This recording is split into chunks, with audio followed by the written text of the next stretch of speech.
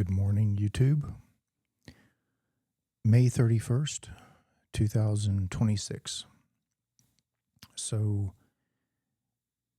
last day of May, going into June, and I wanted to do a video. It's been a while, and a lot going on in the studio, outside the studio, in the world. And a shout out, by the way, to all the musicians and artists who canceled on the Trump event. Good for you.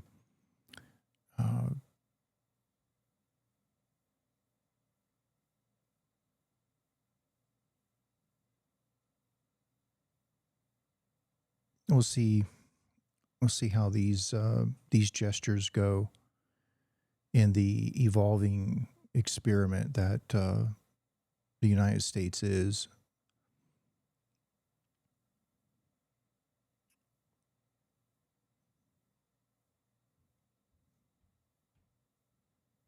So I'm pausing a little bit here in the beginning of the video. Per my usual, it's improvisational. And I think it stays in alignment with ideally what I want this channel to be is more of a emotional inner world anchorage for viewers and just simply what I record and I put out into the world.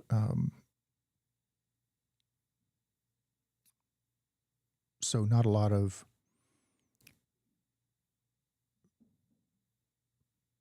things that are prepared beforehand as far as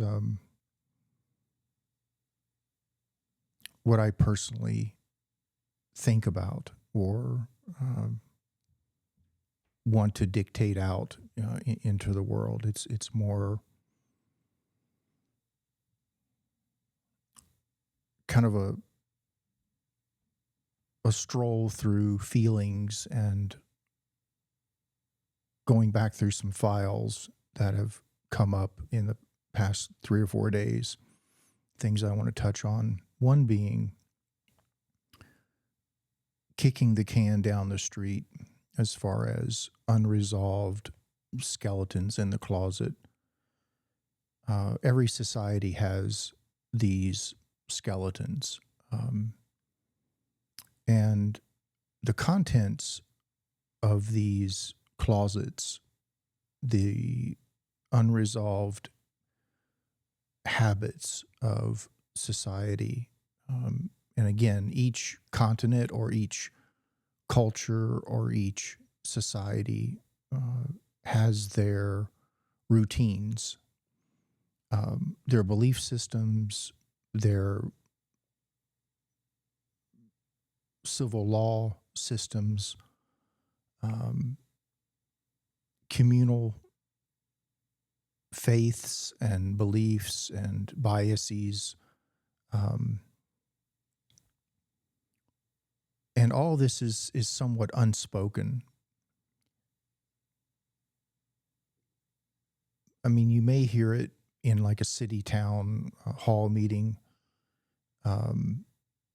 where select individuals who are habitually at these events come and express their feelings and emotions. But I'm speaking more on a subconscious level, like a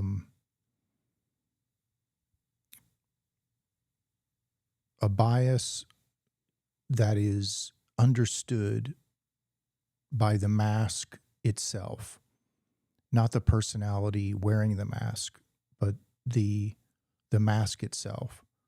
And that is a whole laundry list of assumptions, expectations, attitudes, and again, biases that folks carry around. And these are things that are taught to children. These are things that children pick up from their parents and siblings, older siblings, of course, and schoolmates. And so it's like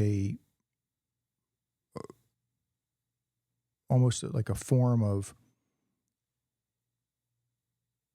tribal pre-suggestion as the mind is evolving as a child and teenager all the way into early 20s. And of course, family life, the individual's relationship to outside the family, it's a complex grid of influence. But on the outer limits of the grid, there's a frame, like a picture frame. And it supports that grid no matter how it develops individualistically. It holds it together as a form of belief or assumption. So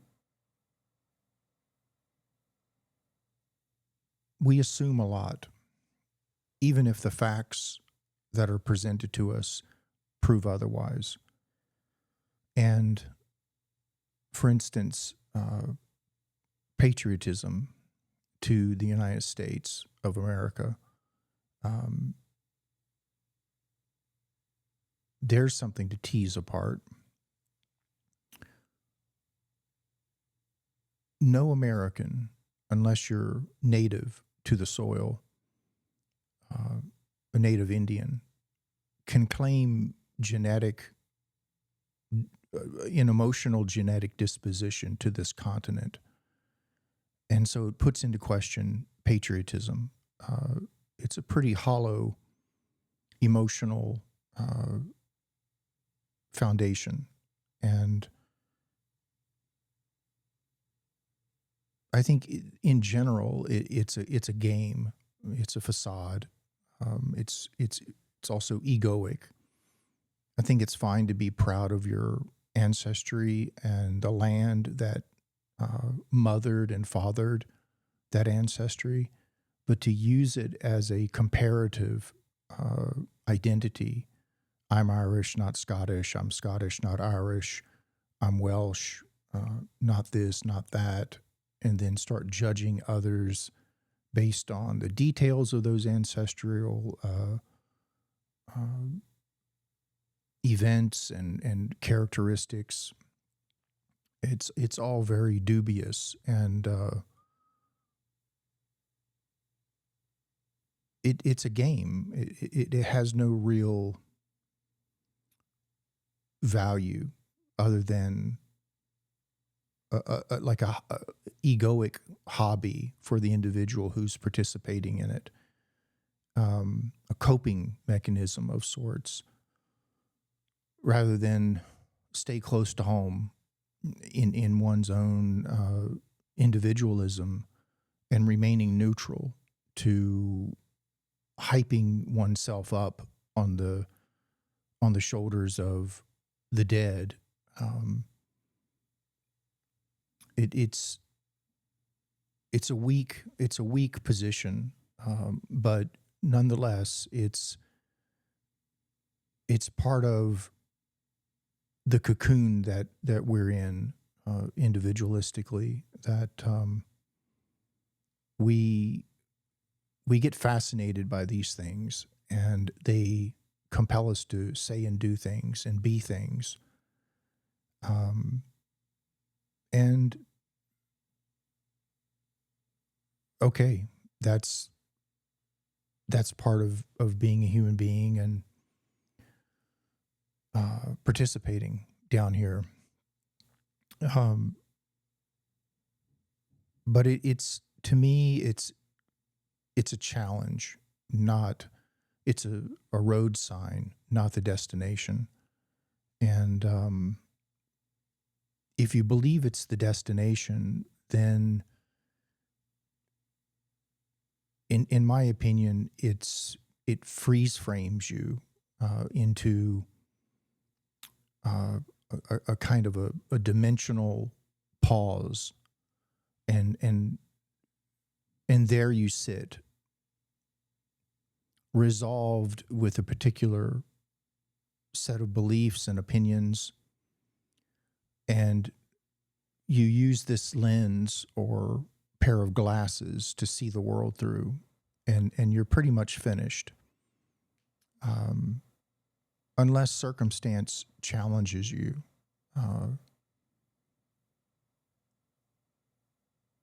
Which it could or could not. Many of folks transcend the physical with bad habits and immoral structures that they built around themselves, fully intact. And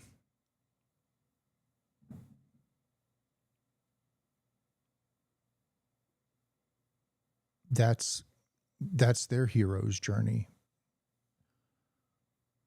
And all that baggage gets to who knows where. I mean, it's a mystery. Because I personally, I don't think death resolves personal obstacles. I don't feel like the event itself does anyone any favors that they have not earned within their own realizations and hard work. That wouldn't make sense. It would be kind of unfair to for the universe to create a person who did not create themselves just out of spite or I told you so. I don't think the universe has an ego in that way. So back to unresolved issues and skeletons in the closet.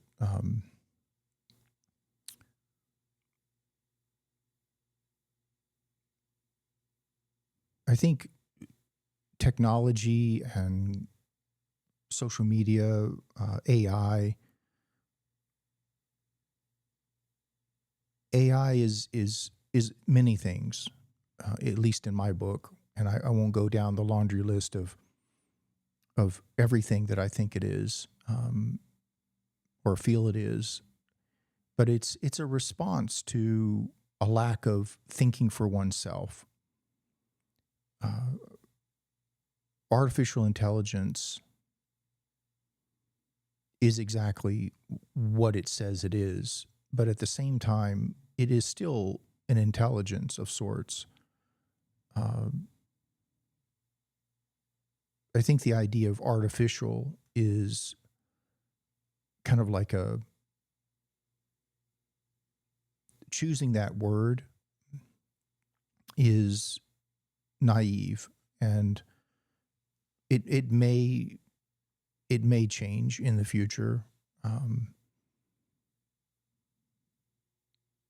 It's a kind of a simplistic way of looking at what that system is actually doing, and it's doing something. It's working. It makes efforts, and it uses energy, and it's a creation of sorts. You might even call it, well, I'm not sure you would call it a sentient being, but something's going on there. A computational existence of sorts that doesn't exist otherwise. So I feel like it's more than artificial, but back to my point being that it's a response to a lack of something, a coping mechanism of sorts. And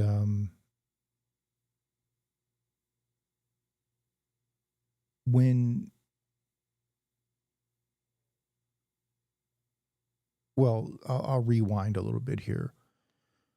So to go back to something I mentioned this morning in a piece I wrote on YouTube as a response to a video, Um, there's hypocrisies and bad habits that carry forward from generation to generation. And for instance, the Epstein class goes all the way back to Thomas Jefferson's time. Do the research, it's there. And even the Catholic Church has their version of the Epstein class. So bad habits, criminal enterprises, hypocrisy, dissonance,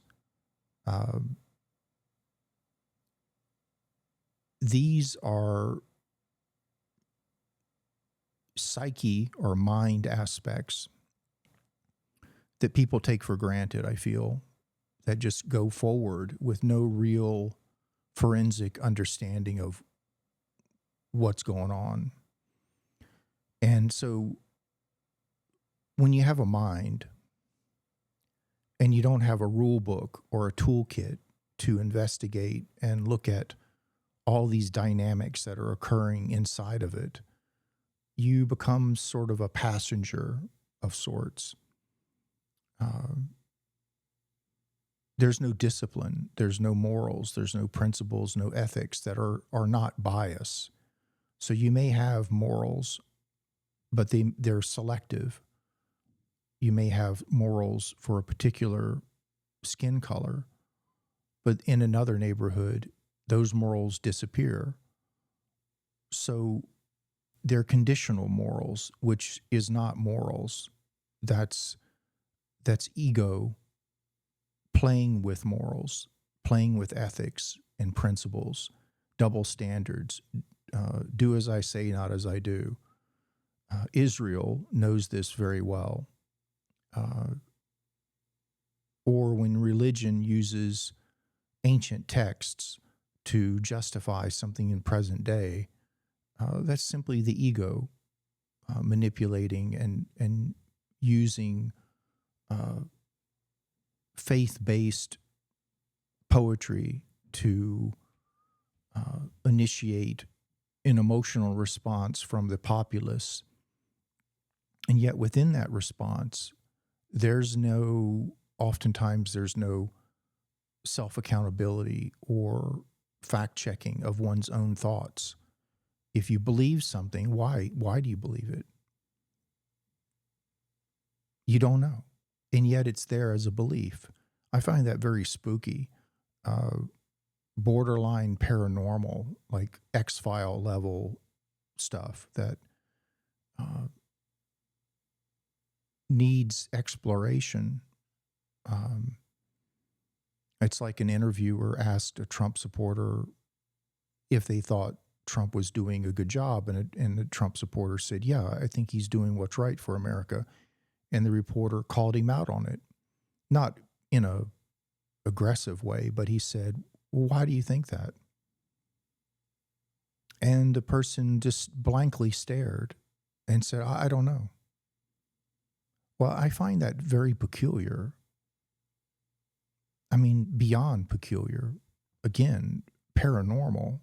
It's like someone can have an emotional feeling with no information whatsoever to anchor it to the planet and to day-to-day life and to their own character, their own sense of self or dignity. It's a completely vacuous emotional position. And I find that very dangerous because people are throwing themselves under the bus and the bus is parked. There's no one in it. There's no driver. It's just simply parked. And they're throwing themselves underneath it. And it's parked on a hill facing down. And perhaps they're hoping that the emergency brake will wear out under the weight of the chassis, and it will roll over them, and then they can cry wolf. But there's no one responsible, ultimately.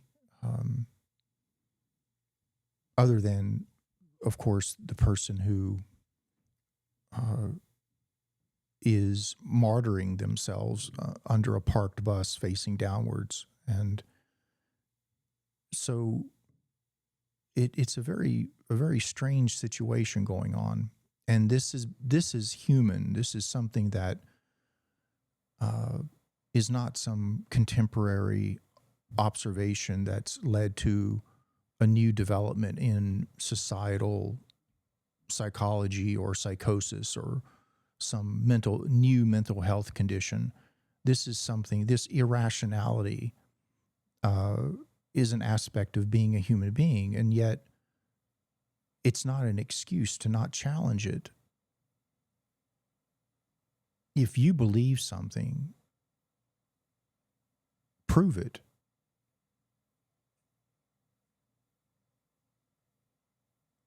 So, at least to yourself. Um, so there's some things I want to look at, or remind myself to look at.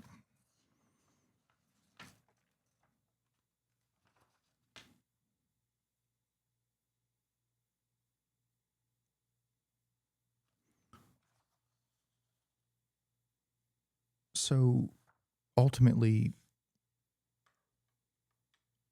to summarize where I kind of went with all that is that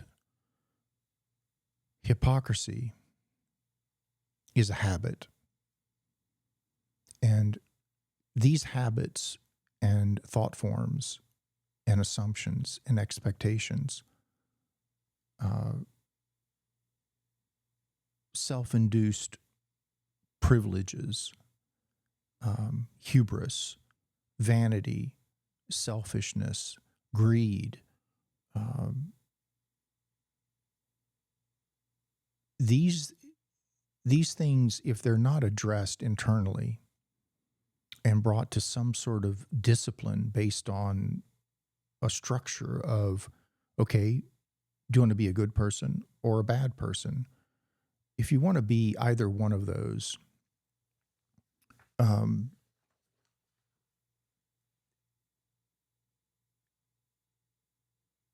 at least make the choice consciously. Many people are bad because they're confused, lonely, sad, revengeful, um, have certain thoughts about themselves, are dissatisfied. They're in an emotional uh, construct that has created them in a way. There's no footing. They're in a state of affairs, being dragged around by day-to-day life, and friends, family, the world. Their footing is displaced. So you might call that person's existence on one level an effect of a cause, and it's the effect has built up in compounded layers to such a degree that what they have to offer the world is an honest rebuke of what that world thinks of them. And that's fair. That's not really by their choice. So they have not necessarily chosen to be a bad person consciously, or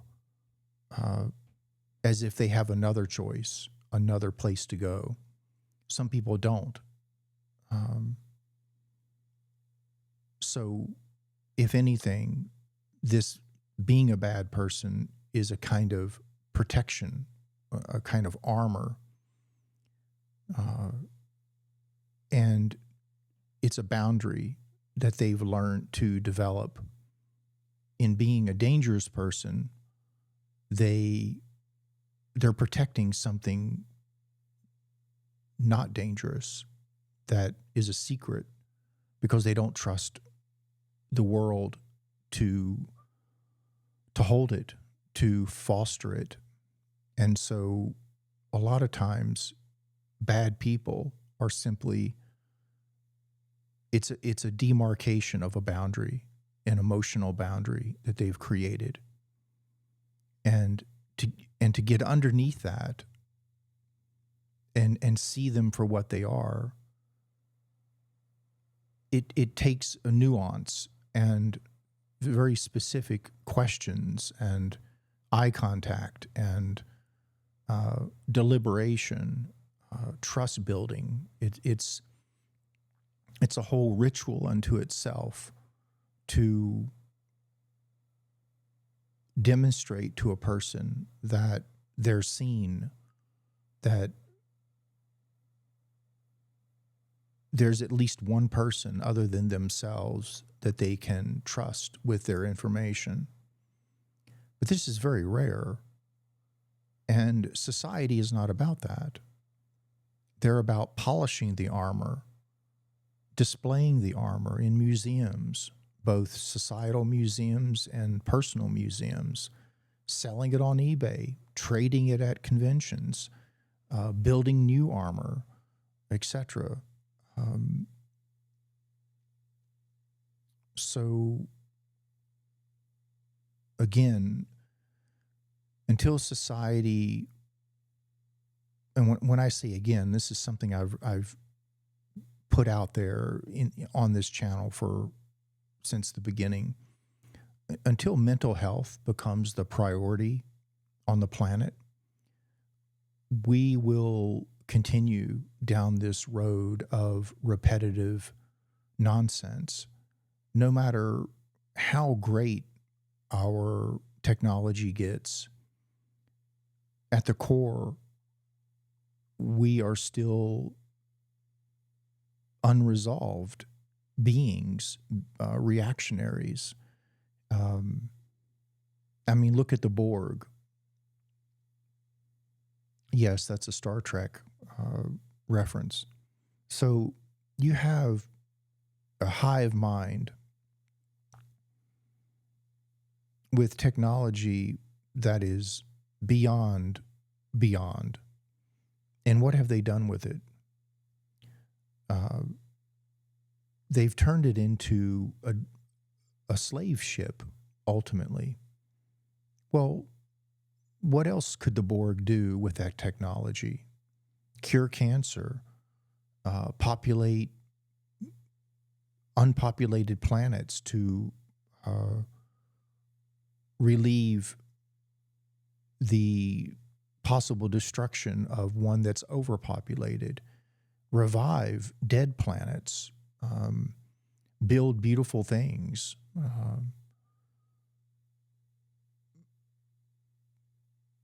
And yet the cube is the exact opposite of all the round things in the universe. You're not going to find, at least not in our solar system, you're not going to find a square planet. So here you have a square that is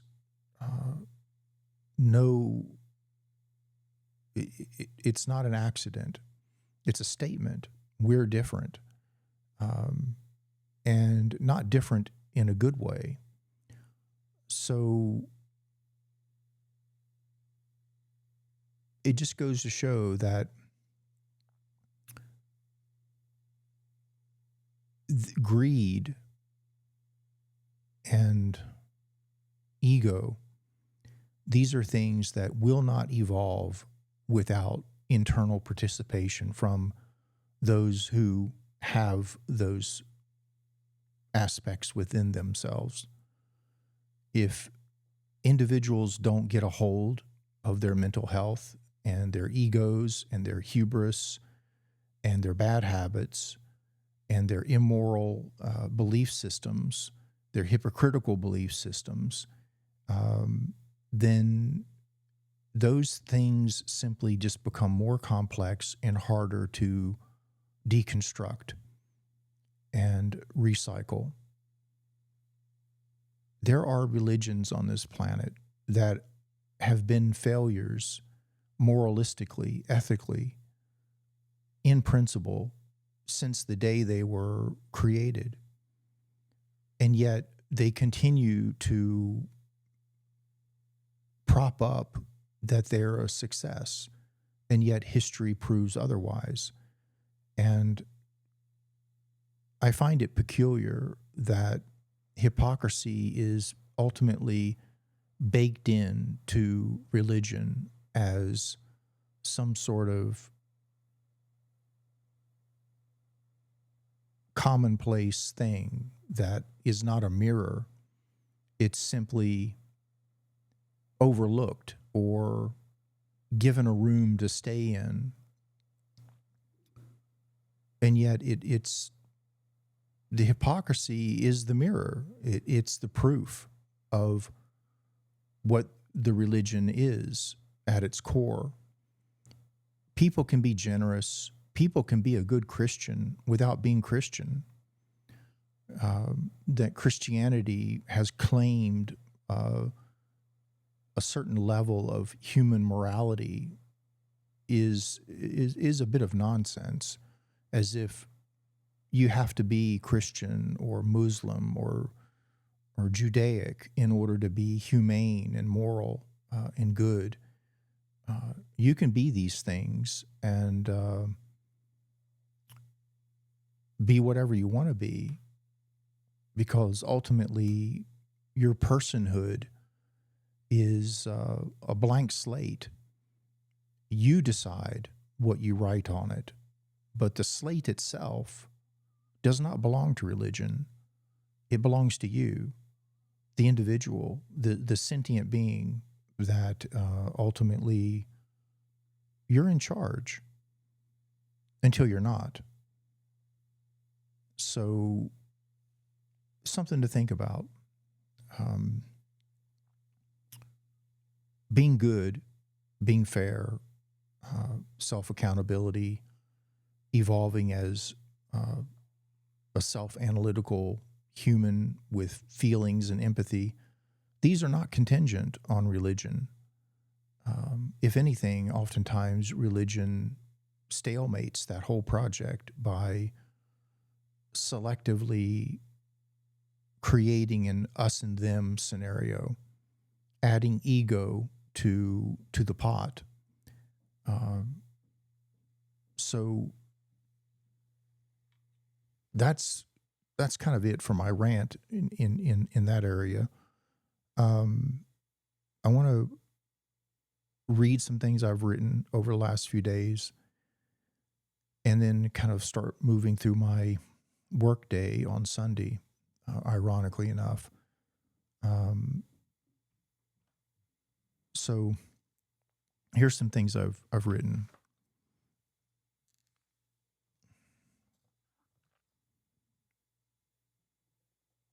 Here we go.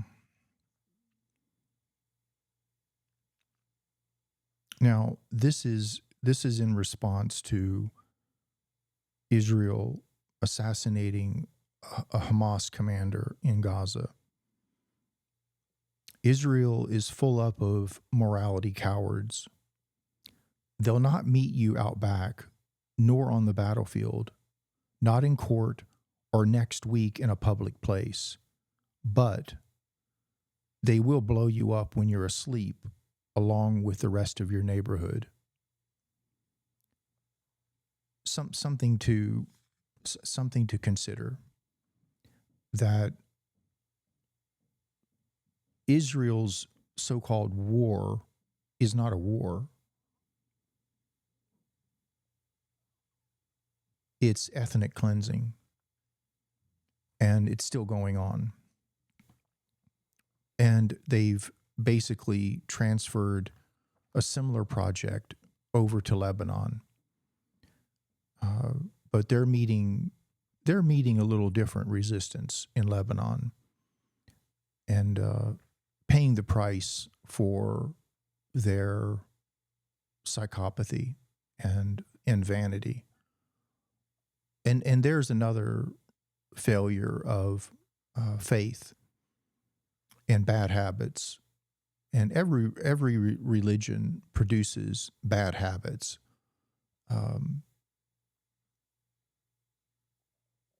And yet, instead of challenging oneself and building dignity, and you can't have dignity without brutal honesty and evaluation for principles, and how you feel about yourself day to day. That nuance of, can I live with myself? And how a person develops that is very mysterious. There was an interview with Elon Musk's, one of his baby mamas, and she said that she was offered an extraordinary amount of money, like the gross national profit of a small nation, to stay quiet, and maybe support various propaganda nonsense. But ultimately, she didn't take it because she felt that she couldn't live with herself, so to speak, that her day-to-day sense of self would be compromised. And she's quite young. I think she's in her like mid-20s. And I find this very peculiar, that someone whose neurons aren't even finished pruning themselves has made a ironclad decision to not compromise their sense of self and have it replaced by some monetary amount in order to support a lifestyle of hypocrisy and possibly a future of becoming a habitual liar and propagandist. So how a 20-something makes that level of decision in the face of being, what's the word? Not prompted. Here we go. I'm going to have one of those moments where there's a word at the edge of a cliff, and I'm halfway down the cliff in a cave trying to figure out what word it was. Temptation. There you go. So temptation, like that exchange of character, like that moment of being tempted one way or the other. So it's a very interesting situation there, something to look at maybe in the future for some people, is what is it in the person that chooses a lie over the truth, and then they live that lie. And maybe that's just part of their evolution, that you have to truthfully live a lie. And that lie itself becomes a teacher of sorts, a tough love teacher. So ultimately, whenever you make a decision, it's the truth, even if it's a bad decision, because a decision is a decision, and you've made it. So it's already truth in action. And whether it's an immoral decision or a moral decision, you still truthfully made it. There it is. You did it. So, so that's one spin-off of this small quote here. Here's another one.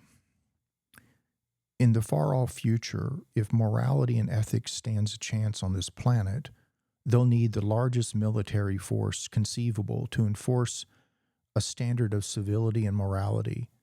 Israel is a textbook case that Germany's lessons were not only not heeded or learned from, they were adopted by the very victims of that barbarism and extreme psychopathy as a go-to source of inspiration, displaced retribution, and mass societal cultism around victim turned victimizer, egoism, and sociopathy.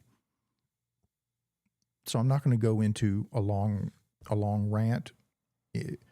Anyone on this channel, maybe you already understand this comparison and how victims turn victimizers, and they will mimic the characteristics of their previous victimizer, and so on and so forth. Retribution, displaced retribution, that's a whole other video as far as the ego, trauma, characteristics of individualism, and then the societal situation where if religion is not enough of an identity for a particular group of people, it will often create an enemy in order to fill up the cup, let's say, or they'll go back into the past and gather something from there in order to make it an issue in the present. This is for another video, but ultimately, it seems like Israel gets bored with itself and isn't really able to not have an enemy. That it's a prerequisite for its identity. It gives it cause. It gives it meaning. It gives it a comparative, egoic thing to point at and say we're better than or we're different than. This is another bad habit of religion, is competing with one another. You've got Christianity, Judaism, and Islam, all of them from the Abrahamic side of things, all of them with different versions, just enough to say that we're different than you because, well, what's the big deal about Abraham? I mean, what if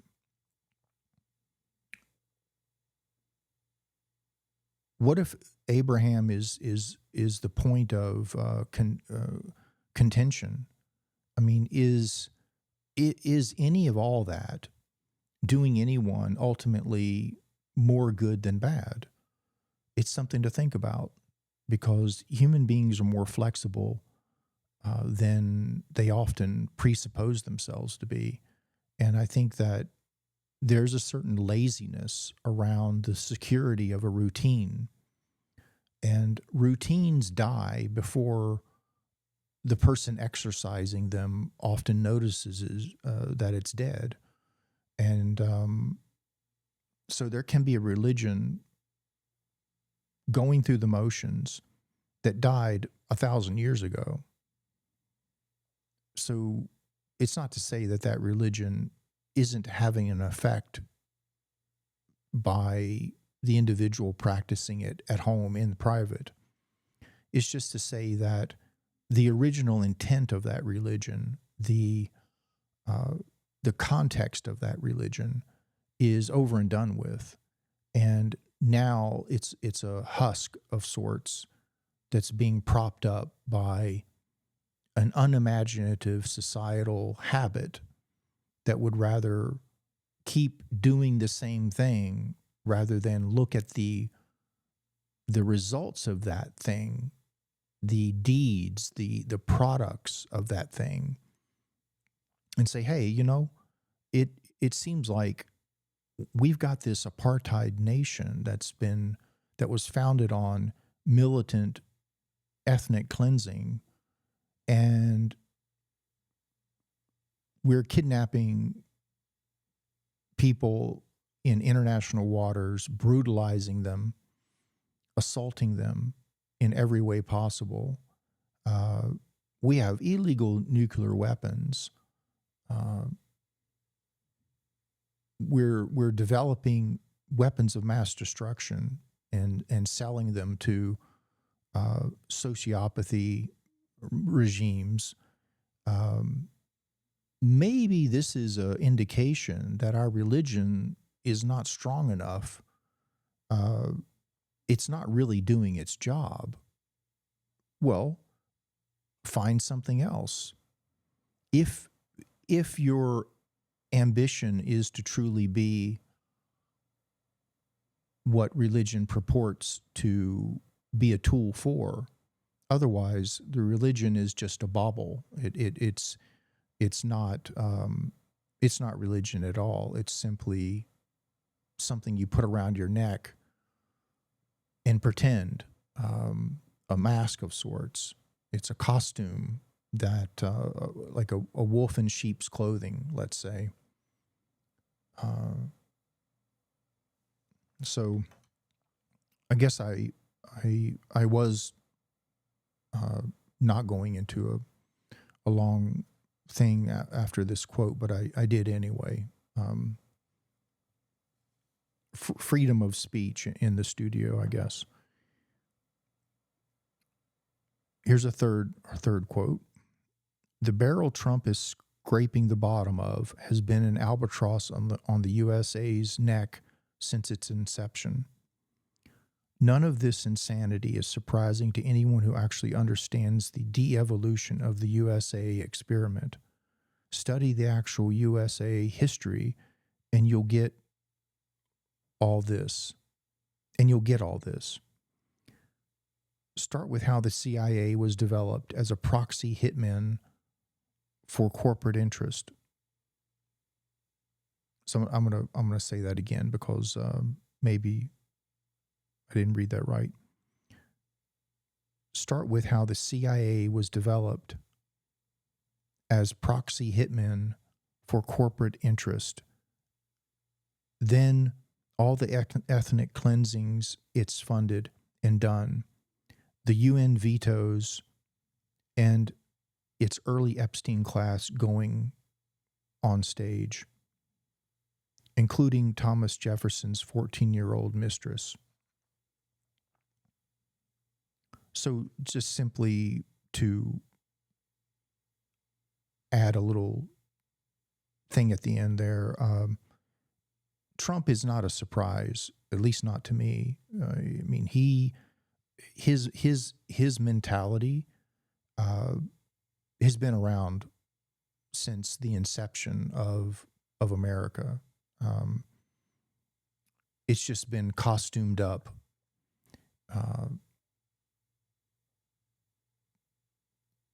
And he's uncostumed, basically. So that's kind of it. And his boundaries have dissolved. Like, so he cannot pretend as well as younger presidents because his mind is starting to dissolve. The outer framework of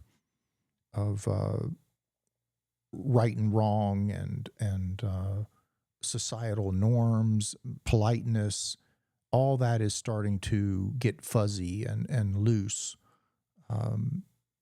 He's got a kind of almost a form of Tourette's in a way. So that's not altogether something he chooses. That's just something that's happening because he's aging, and his mind is not doesn't have the same boundaries as before. And that implies a lot, but I won't get into that. So here's one around protesting and resistance in the U.S. There will come a time in the U.S. that protesters will start looking into how the French made progress via their dissident history and how the early Russian protests towards the top 1% czars were deliberated and carried forwards upon. For now, they, the Americans, are in the preschool stage of development, definitely supporting the protesters, but, okay, let me go back here a little bit. I'm reading too literally. So for now, they are in the preschool stage of development. Definitely supporting the protesters, but just saying civil disobedience has layers of evolutionary effectiveness, and the USA hasn't dialed it in yet. I encourage lots of vitamins in that direction. So the only thing I want to add there is that, well, a repeat that civil disobedience, humane civil disobedience, is kind of a conundrum unto itself, because if you limit civil disobedience to humane, then it's not really disobedient. You can't be a mild-mannered wild man. That confusion, that dissonance cancels out both sides.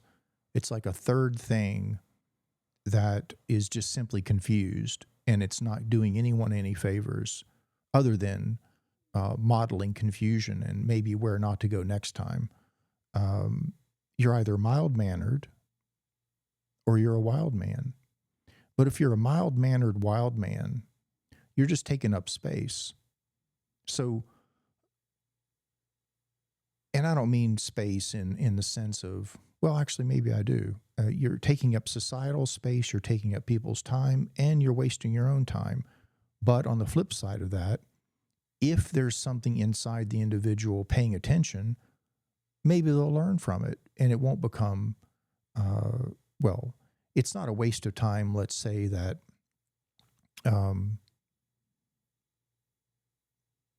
if you learn from it, great. If you don't, then it just compounds, and then something happens down the line, and that's that. And so, not to go back on my former and still current belief that there is no such thing as a waste of time, and yet sometimes it slips out that there's a waste of time or a waste of space. And I think that that's more in like opportunity. And if you know you can choose, but you choose to do the same thing over again, knowing that you're going to get the same result, that might be a waste of time. But I'll have to think about it. Even that compounds and develops into a harder lesson down the line.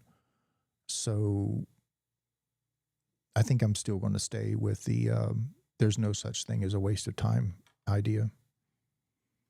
But with protests,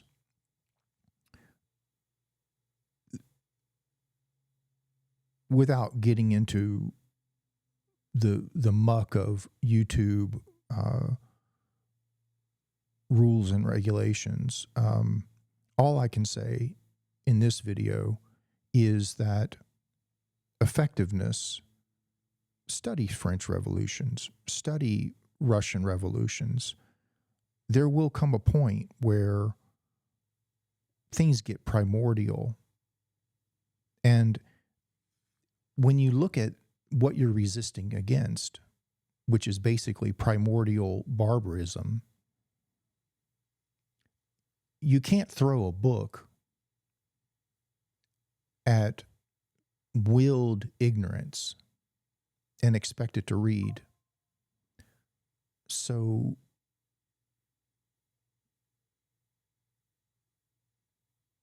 there's a certain rational or a certain rationale that will eventually occur on this continent, that if you have irrational, barbaric capitalists using the police state to brutalize, arrest, and detain illegally people who are resisting humanely.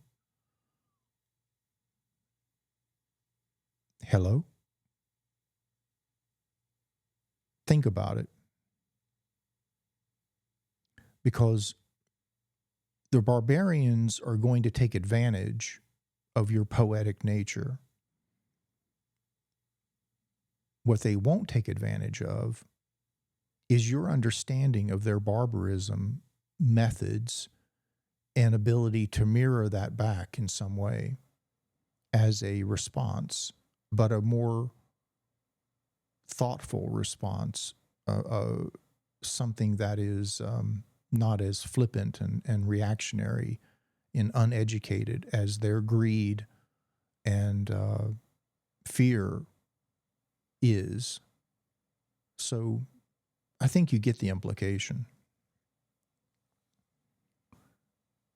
And this is something I wrote today. And it's a bit of a stream of consciousness, like a not it's not slam poetry, but it borderlines. So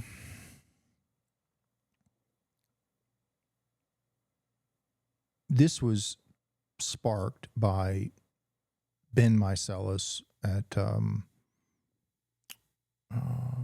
Midas Touch Network. He said something about the concert being canceled, and that that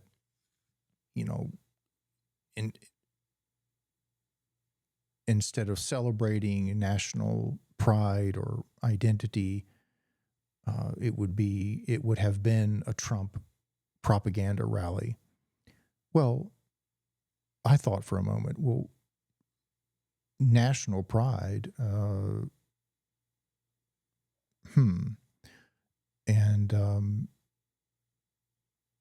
so this is what I wrote, and I did post it on Midas Touch comment section. Trump, our bigly beautiful swamp thing from out beyond Mars, please fix this creature's broken UFO and send it back. Let's talk about our nation's history. LOL. Maybe not. The habit is to cherry pick what pulls at the heartstrings and glazes folks over till they get home and back to the capitalist, cucked serfdom they know all too well, that it's become a dissonant lifestyle of the poor of morality and high in expectations. The hypocrisy of systemic racism, the wealth gap, the Epstein class, for-profit prisons, healthcare and police states, the USA, founded on the largest genocide in world history, counting South America too, 235 years of legal slavery of a people ripped from their homeland by a psychotic Anglo-Saxon, ultra-religiously fanatical cowboy ego mindset and faith. We've got stuff, but still prop up a genocidal apartheid statehood in the Middle East and frame it as a democracy in 2026 and believe it in mass. All this USA first BS. And at what cost? 9/11 was blowback for our hubris and love of monetary classist baubles while bombing the Middle East's innocent civilians. The USA, the home of the most number of unconvicted war criminals on earth. The American dream, hell-bent on being the nightmare leech upon others outside this dissonant bubble of nonsense. What an experiment. Trump, our gift to the world, an orange cherry on top of a pile of unresolved, kick the can down the street skeletons with red, white, and blue painted teeth.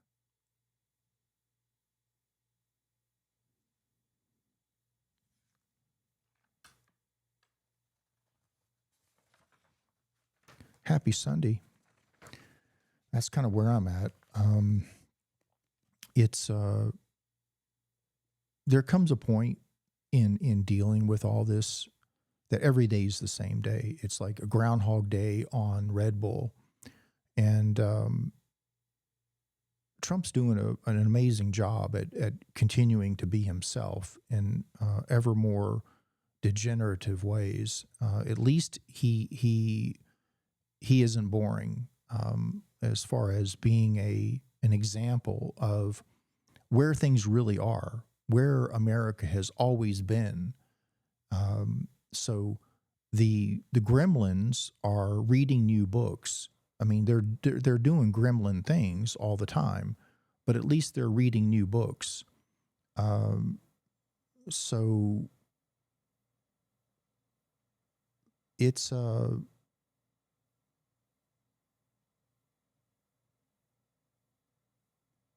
and when I say happy Sunday, I don't mean that in a sarcastic way. Um, it's ironic, let's say, that I'm speaking about religion, hypocrisy, and all these things, uh, and I deliver this piece on Sunday, etc. And things have become ironic, and I don't want it to sound like I'm trying to be sarcastic. I am being ironic, but there is a difference there. I'm not trying to prove a point, let's say, just sharing, putting it out there, and saying that, yeah, it's ironic that unholy things are revealed on Sundays.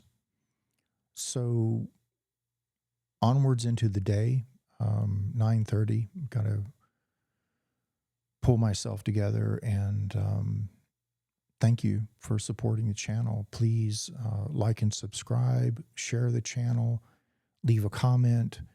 I have links in the description around other outlets of real independent journalism that I go to daily, people I support. And there's a website link there as well to my studio goings on. And I wish you a steady and productive June ahead. Be well, and again, thank you for supporting the channel.